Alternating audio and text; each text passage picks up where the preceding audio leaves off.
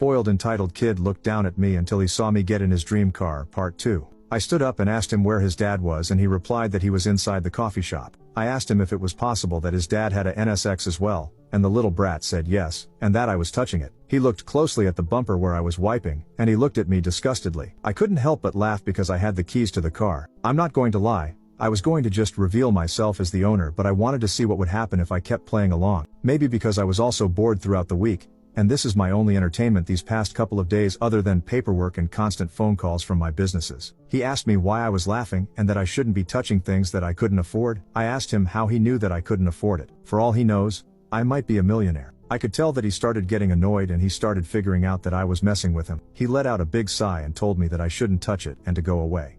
What if I want to keep touching it? I asked. Right when I said that, I continued touching my car all over the place. I started touching the hood, the rims, the front lip, everything you can imagine in the front. His eyes widened, and at this point he started yelling and telling me that he'll get his dad and make me pay for his car. I told him to go ahead. While this was happening, other people started coming to us because of all the commotion the kid was causing.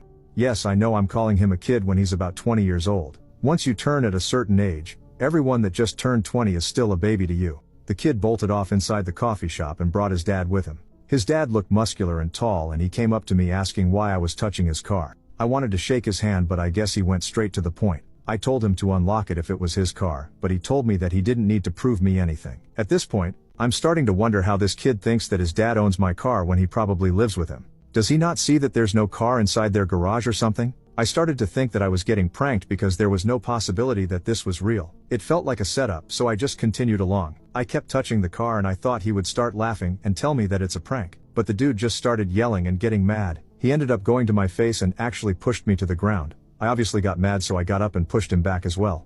Everyone started running towards us and there was a crowd of people trying to separate us. I was hoping someone would tell me that this is all a prank because I was really getting angry and I was close to calling my lawyers. A guy ended up hearing us out and I ended up revealing that I was the true owner. The guy asked us to open the car if one of us was the real owner, but I told him that I wanted the dad to open it first. But he couldn't prove it, so I ended up unlocking the car while showing my keys. The spoiled kid looked at his dad devastated, and they ended up getting shitted on by the whole community. Till this day, I still wonder why the dad lied and how the kid doesn't know that his dad doesn't own the car. But this is one of my favorite stories I like to tell to my friends and family.